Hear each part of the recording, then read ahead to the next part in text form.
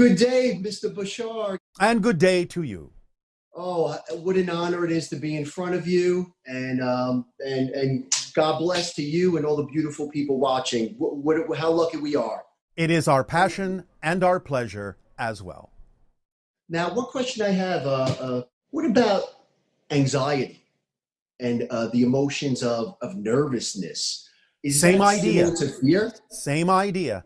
They're just different levels of the idea of the vibration of fear. They're your energy flowing through negative belief systems, being colored by negative belief systems, and the idea of anxiety, nervousness are just smaller degrees of the idea and the expression that is under the overall umbrella we are referring to as fear.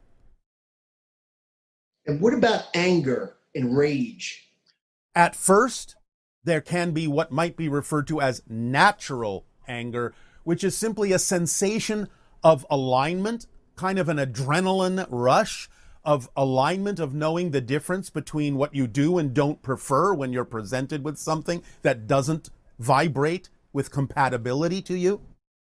But if that rush of alignment, that rush of what you might initially call natural anger, lasts more than about 15 seconds and goes into the idea of judgment, and it then amplifies into the ideas of rage, now you are allowing yourself to simply match the frequency of the negative belief systems within you about yourself in relation to that circumstance and situation.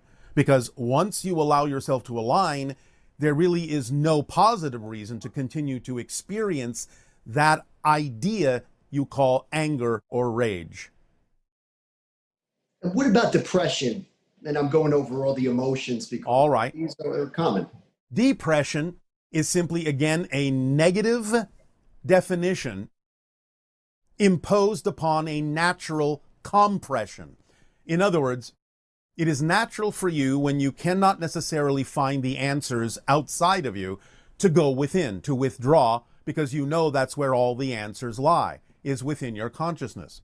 So the idea of going within and experiencing a kind of energetic compression until you process and find the answers you seek and then come out as a different person, renewed, is a natural thing that all of you do.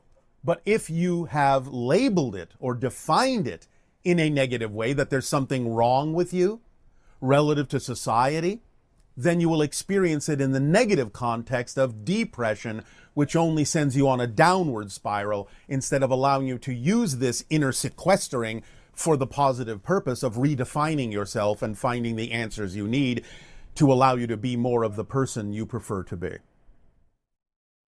Terrific. Wonderful. Hi Bashar, this is Ankit from Seattle. My question for you is how to deal with enviness and jealousy. Say something I'm very excited about. I visualize and I open the doors and start acting on my passion, take actions as much as I can. But for some reason, I'm not able to manifest it, and I see someone else manifest it so easily. How should I react to it? And I do feel jealous sometimes to it. So how can I use it in positive and to my advantage? Thank you, Bashar. Goodbye. You have too much insistence on what you think needs to manifest, and you're not using what manifests to your advantage, thinking that just because what manifests is not what you wanted, that something has gone wrong, and then projecting that idea onto others and becoming jealous and envious because you think they are doing something different, but they're not. All they're doing that's different in any way, shape, or form is accepting what is. So you have to accept what is manifesting as there being a reason for that manifestation, and use what manifests, even if you don't prefer it, in the best possible positive way you can, to learn that you are always manifesting. You never stop manifesting.